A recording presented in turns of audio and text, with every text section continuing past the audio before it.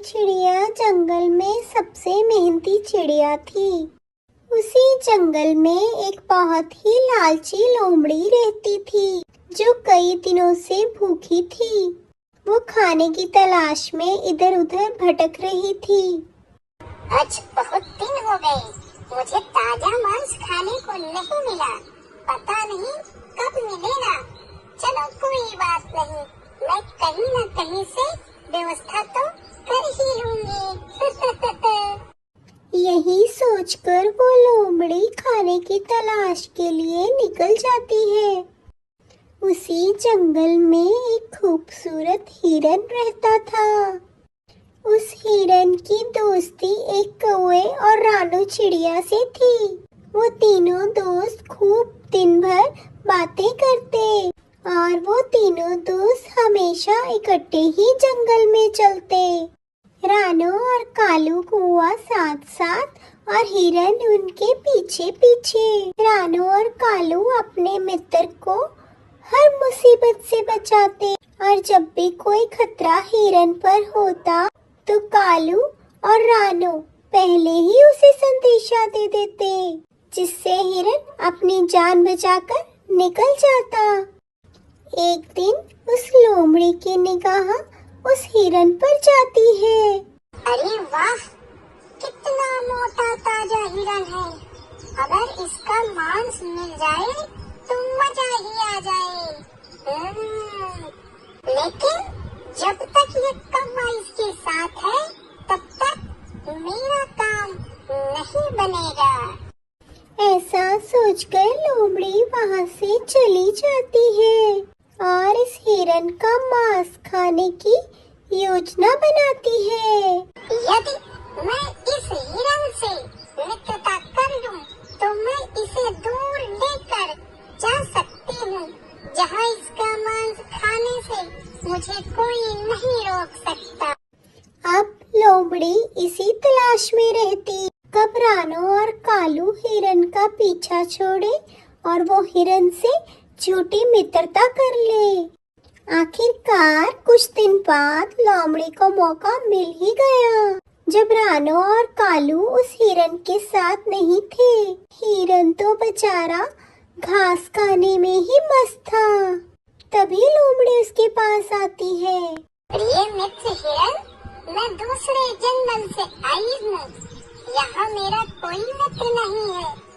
तुम मुझे बहुत भले लगे। क्या तुम मुझसे मित्रता करोगे? क्या कहा? मित्र?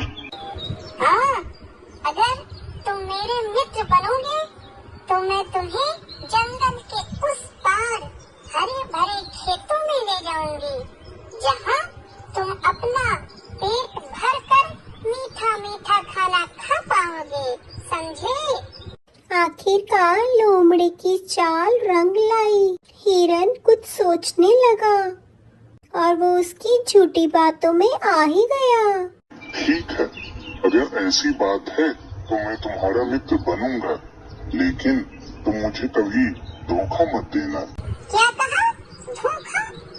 अरे नहीं नहीं मित्र, तुम कैसी बातें कर रहे हो? धोखा और मैं, ऐसा भला हो सकता है? अब लोमड़ी रोज हिरन से मिलने आती। वो उससे दिन भर की ढेर सारी बातें कर। हिरन भी उसके साथ बहुत खुश रहता। वो जंगल का चक्कर भी उसके साथ निकालती। हिरन को भी नई दोस्ती बहुत पसंद थी, लेकिन उन दोनों को एक साथ कालू देख लेता है और वो अपने मित्र से आकर कहता है, मित्र, ये तुम क्या कर रहे हो? एक लोमड़ी से दोस्ती? ये तुम्हें मारकर खा जाएगी। तुम इससे दूर रहो। इसकी दोस्ती तुम्हारे लिए झूठी है। कालू की बात सुनकर हिरन बोला, मित्र, सभी को शक की निगाह से देखना अच्छी बात नहीं है। लोमड़ी मेरी बहुत गहरी मित्र है। विश्वास करो, वो मित्र है, शत्रु नहीं।